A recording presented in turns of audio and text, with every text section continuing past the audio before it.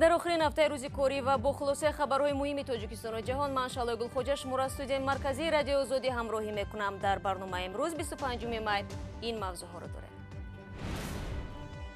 آتش سوزی در کارخانه دuzandagӣ. این کارگاه اساساً برای قسم‌های حربی تاجیکستان کورپا و رخت خواب و لباس آماده میکند.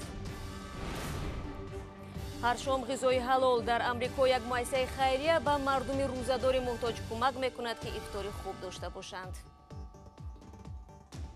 یک رکن اسلام خیر است و ما اون را ادا میکنیم. و سرگذشت‌های دور از زندگی کودکانه. مریم 10 ساله هنوز دهشت جنگ در عراق را فراموش نکرده است، ولی به آینده‌اش خوشبین است. من آرزو دارم که در مکتب президенти در شهر حصار مرا بدارند بخونم. قبل از ظهر امروز بینای کارخانه دuzandagî سومن در شهر دوشنبه آتش گرفت. با تلاش کارمندان اداره آتش نشانی پایتخت علنگه خاموش کرده شد و ضرری رسیده سوخته را حساب میکنند. میرزانبی خالقزاد در محل آتش سوزی قرار داشت و این گزارش را فرستاد. کارخانه دuzandagî سومن واقع در کوچه سفر علی رجبوف در مرکز شهر دوشنبه تقریبا در ساعت 11:10 به وقت محل آتش گرفت.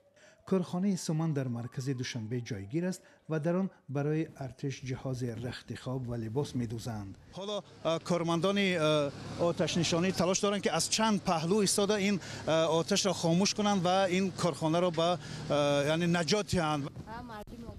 آتش نشانان با 4 ماشین به جای حادثه رسیده زبانه آتش را که به بام کارخانه پیچیده به دیگر بناها تهدید می‌کرد در ظرف نیم ساعت خاموش کردند. رهبرت کارخانه سومن به رادیو آزادی گفتند ضرر این آتش سوزی را معلوم نکردند. در کارخانه سومن حدود 50 کارگران کار میکنند. بیشتری آنها زن هستند. مقامات گفتند بر اثر رسش ناقل‌ها سوختار به وجود آمده است. رئیس بانک ملی تاجیکستان امیدوار است که وضع دو بانک بزرگ گرفتاری مشکل بهتر می شود و آنها دیگر باره قادر به اجرای مسئولیت‌هایشان در نزد مشتریان خواهند بود. جمشید نور محمدزاده در این باره 25 می در پارلمان ضمن قبول دو قانون مربوط به بانک صحبت کرد. او گفت تاجیک صادرات بانک و اگرو اینوست بانک اجرای برنامه‌های سالم گردانی را ادامه می‌دهند و برای آن به جلب سرمایه خصوصی و خارجی شروع کردند. دو بانک بزرگ که صدها هزار مشتری دارند ماه دکبر سال 2017 به مشکلات مالی گرفتار شدند و حکومت برای نجات آنها از ورطه مفلسی بیش از 3 میلیارد سومانی سرمایه گذاری کرد. رو می‌آوریم به موضوعهای دیگر. روز 25 می معاون وزیر کارهای خارجی کره شمالی کیم کای گوان گفت که کشورش در هر جای و در هر شرایط آماده است مسائل موجوده را با آمریکا حل و فصل کند. یک روز پیش از این پرزیدنت آمریکا دونالد ترامپ ملاقاتش با رهبر کره شمالی کیم چن اون را که میبایست 12 ایون در سینگاپور دایر گردد لغو کرد. حتی موضوع آزمایشگاه هسته‌ای کره شمالی واقع در منطقه پونگایری موقع آمریکا را تغییر نداد. مقامداران کره شمالی به خبرنگاران اطلاع دادند که هنگام ترکیش هیچ سرایت مواد رادیواکتیو جای نداشت و محیط زیست منطقه هم تأثیر منفی نداشته است. ماه رمضان برای مسلمانان ماه کارهای خیر و گرفتن دست محتاجان است. سازمان امداد اسلامی آمریکا حالا در چندین شهر کشور به مردم محتاج کمک غذا تقسیم میکند. سازمان مذکور در شهر الکساندریا قرارگاه دارد و در 40 کشور به کارهای خیریه مشغول است. خیر این سازمان در ماه رمضان زندگی بعضی از مردم کم بی‌زحمت را آسان‌تر کرده است. در اینجا در مرکز اسلامی در الهجره ویرجینیا ملکه ابومریک مراکشی میگوید مواد غذایی که مسجد تقسیم میکند کمک بزرگ برای 5 عضو عائله‌اش است. خوشحالم که به ما برنج و روغن و شکر میدهند. دوستان محتاج من هم از این غذا بهره میبرند. افرادی که از اینجا خوراک میبرند از امریکای لاتینی پناهندگان از عراق و سوریه هستند. اکثریتشان از سوریه هستند. واقعا غم انگیز است وقتی میبینی سرور خانواده کاری نمییابد. بعضی از افراد تحصیل کرده به سختی کار مییابند که برای خانه غذا بخرند. قبل از رمضان اختیاریان امداد اسلامی آمریکا مواد خوراکه را در این انبار در ویرجینیا جمع کردند. 1000 قوطی به مردم غیر مسلمان در واشنگتن تقسیم شد. ما واقعا بین مذهب و آیین و رنگ فرق نمیگذاریم. قوطی‌هایی که اینجا جمع شد در رمضان به خانواده‌های پیرو ادیان گوناگون تقسیم می‌شوند. بعضی‌ها اینجا فقط برای کمک می‌آیند. از کمک به انسان‌ها احساس خوب دارم، بخصوص در ماه رمضان که ما باید بهترین انسان باشیم. یک رکن اسلام خیر است و ما اون را ادا می‌کنیم. حنا بن صادق برای کمک در اینجا از راه دور آمده است.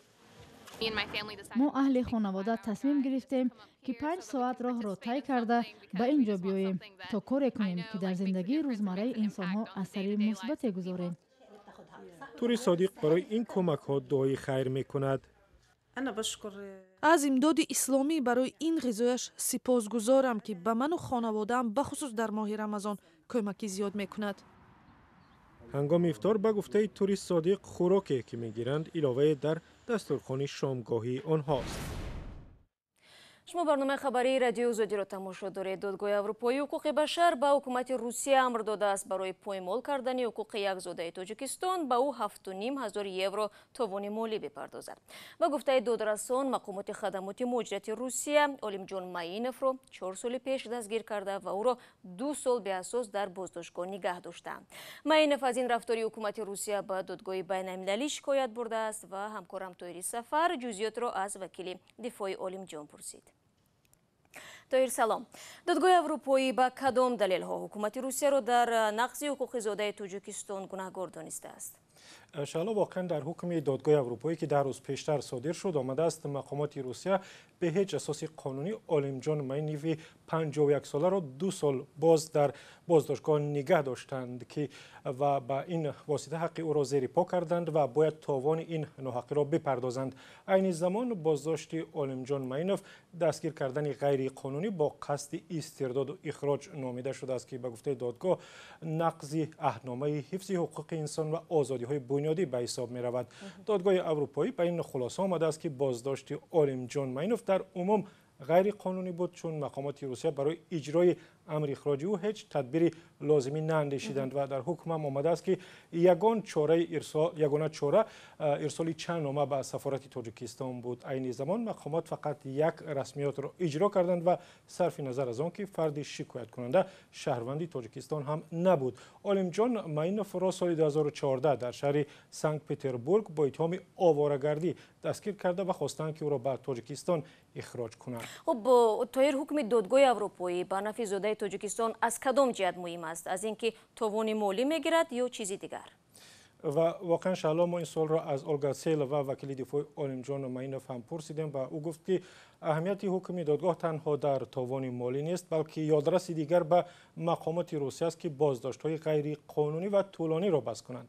در روسیه سالانه ده‌ها مهاجر از جمله مهاجران تاجیک را بازداشت می‌کنند و آنها را ماه‌ها و سال‌ها در بازداشتگاه‌ها نگه می‌دارند و برای آزادی هم چند مهاجر از داخل بازداشتگاه‌ها مراجعت کردند که در خانه‌های تنگ و تاریک در شرایط بد ماه‌ها زندگی کردند و به گفته وکیل دفاع عالم جان ماینوف بازداشت هر مهاجر یا هر نفر دیگر بیشتر از 2 ماه به اساس محروم کردن انسان از آزادی به حساب می رود و مخالف قانون‌های بین المللی درباره حقوق انسان است. خب اما طاهر در دادگاه اروپایی حقوق انسان آیا عین پرونده‌های دیگر هم هست؟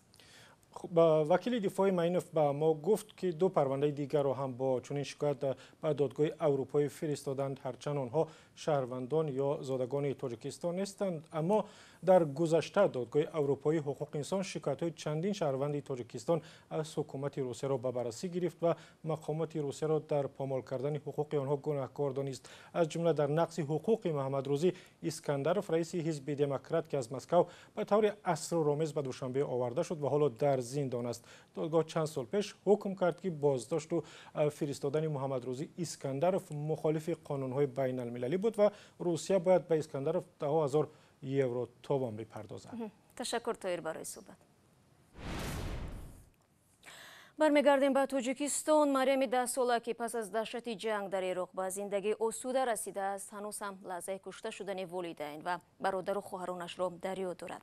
Аз хонаводаи бо 5 фарзанд дар ҳамлаҳои Ироқ танҳо Марям зинда монду моҳе пеш ба Тоҷикистон баргашт. ӯ майл надорад бо атрофиён дар бораи саргузашти талхи худ зиёд қисса кунад. аз гузориши ҳамкорони мо ки ба аҳволпурсии Марям рафта буданд дида мешавад ки ёдоварӣ аз он рӯзҳои даҳшатнок барои ӯ бисёр сахт аст. пас аз як моҳи бозгашт аз як урдугоҳи паноҳандагони Ироқ, зиндагии Марями 10 сола дар манзили бобояш дар Тоҷикистон ба куллӣ тағйир кардааст. сар мехизам ҷугора ҷамъ мекунам, баъд тухм мепазам барои ира. Марям ба ин зиндагии осуда пас аз даҳшати бомбафканӣ дар шаҳри Мавсили Ироқ расидааст, ки дар он ҳамлаҳо дар 2 соли пеш волидайн ва бародаронашро аз даст дод. мо ҳамамон дар хона будем, барои мон дар парҳак будем, якум бор зад ачаву хоҳар мурдан дидимшон. мо ҳамамон ранҷидем, дидим бор задад, баъд ҳамаи хоҳарон мурдан, барое ки ва ё дар комнатаи дигар будам, дар комнатаи дигар. Марям пас аз ин даҳшатафканӣ дигарбора ҷасади падару модар ва додарону хоҳарашро надид. ҳамҷа дар наҳуҷ кардан, бурдан дар як чемоданым, дар як хона, баъд дар як хона дар ухали столчаи куча калеска дорам, амхалида. баъд амҷа мана як хона овардан, обши барои гулако. анамҷа дар чишид, баъд пом сос шид. ин суҳбати Марям аз урдугоҳи кӯдакони бесарпаноҳ дар шаҳри Бағдоди Ироқ аст, ки пас аз ҳамлаҳо болои Мавсил кӯдакони наҷотёфтаро ба он ҷо интиқол доданд. Марям барои наҷоти ҷонаш аз ин даҳшати ҷангу сарсониҳо дар урдугоҳ аз хонаводаи волидонаш бо як муроҷиати видеоӣ имдод хост. амихе нишон додан, гап назадам, баъд дигим бор баъд гап задам. ҳамҷа дар айму телефони ҳамо қатичошон гап задам, баъд бобо маифтам.